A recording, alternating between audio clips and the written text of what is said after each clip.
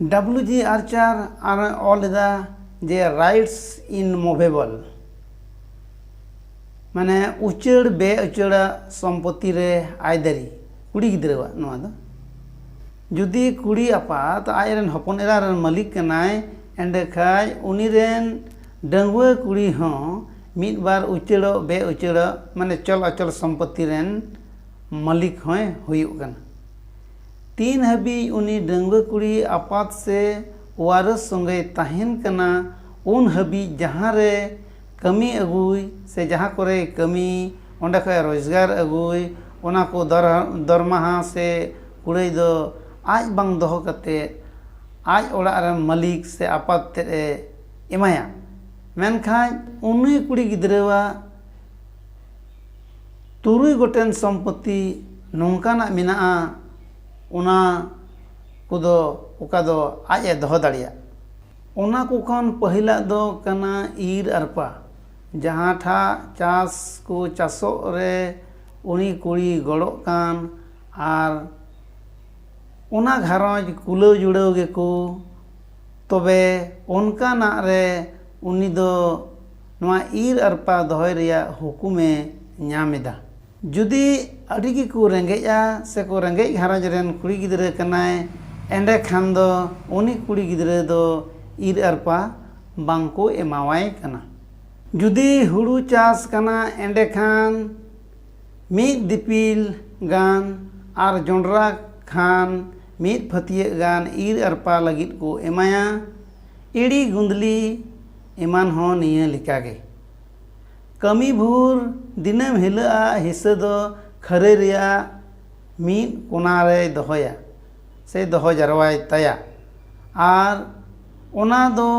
जांग बड़ा कते ओड़ा ते अगुई तया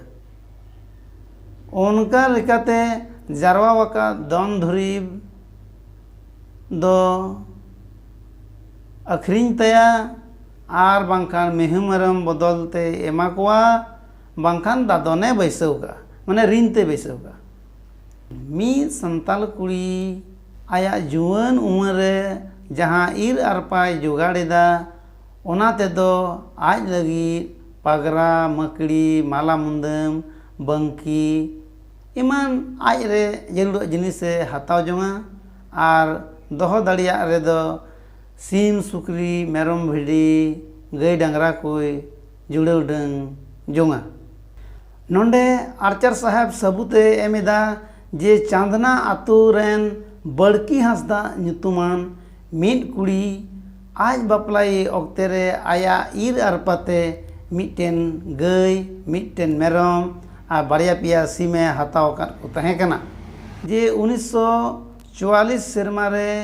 3 रे उनको ओड़ाए चलाव लेन ऑक्ते दो बड़की रेन बारिया माने 15-16 सेरमा उमर रेन बकत कुड़ी किन तहें कना उन ऑक्ते हो उनकिन ठेन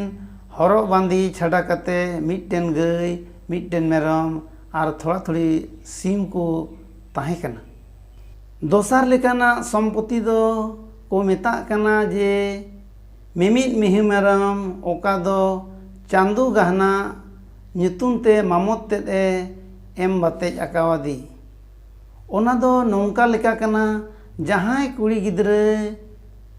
मामो ओड़ा चलाव कते मामो ते मेताया मामा चांदुई गहना लेना चांदू मामा गहना लेना आदों होहो केदा गहना छोड़ पुनिया कथा बारिया कथा आदोय आड़ा का दिया आदो गहना छड़ावेन ᱧᱩᱛᱩᱢ ते मामो ते दो आया कुलाव जुड़ाव लेकाते मिटेन पेठान से गाय से मेरम से सीम तना भगनत कुड़ी एमाया नोआ दो गहना छड़ाव को मेता कना नोआ दो मामो भगना तला रिया मिद हिस्से कना आर ओना दो उनी कुड़ी गिद्रावा निजे सम्पत्ति हुयुग तया नोआ रे दो अकोया आयदारी गे बांग हुयुगा तेसारा सम्पत्ति दो नोआ गे जे परब प्रभास करे गड़म तेद को से आज तियांग से आज कुमंग तको जहाँ आकु घारंज को हजू कना हेज कते उनरे उनी जहाँ जांगाय अरुबेद कोवा उन जहाँ जांगा अरुब जोखे रे काटकोमेद को रे उनको जहाँ 2 आना 4 आना से 8 आना से 1 टाका को एमाय कना उनका लेका उनी कुड़ी गिद्रे जहाँ मेला करे उनको है लांदावाको से लांदा सगै होड़े नापाम लेकुरे लांदावाको और ओंडे हो उनको लांदावाको रे को एमाय कना 1 बार आना आज दीदी तको को तहन रे उनको को बापला करे आयुरी लेकाते कमी लेखान और जमाई कोड़ा डबरे लेखान ओना रिया 4 पैसा से 1 पैसा को एमाय कना जमाई कोड़ा 3 रे ओड़ा ए बोलो उन रे दुआरे सीना ओना सीन दुआर झीज रिया हो 2 पे आनाय न्यामा